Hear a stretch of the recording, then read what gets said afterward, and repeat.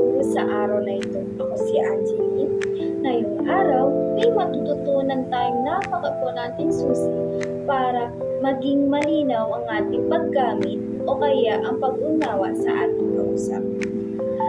Pag-uusapan natin ang denotasyon at konotasyon, literal at hindi literal na kahulugan ng isang salita. Sa video na ito, matututunan ninyo una, pinagkaiba ng denotasyon at konotasyon.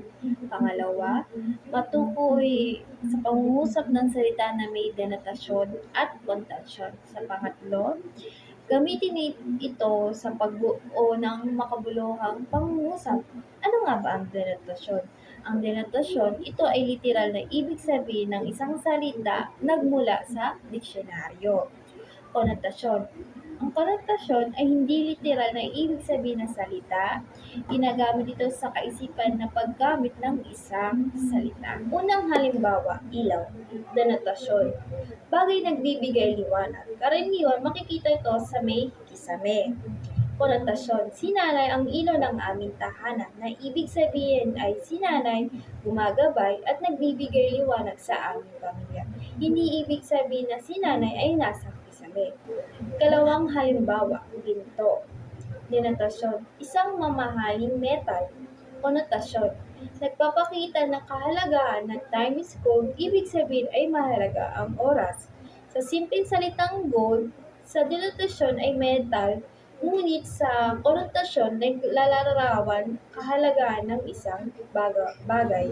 Ikatlong halimbawa, ahas. Denotasyon. Isang uri ng hayop na gumagapang. Konotasyon. Kung sasabihin ko sa isang tao, para kang ahas, ibig sabihin ay may buntot siya at gumagapang? Hindi. Dahil sa konotasyon, ang salitang ahas ay nilalarawan ng isang tao na traidor o hindi tapat na kaibigan. Nakikita niyo ba ang pagkakaiba? Ang isang hayop, denotasyon. Ang isang ugali, konotasyon.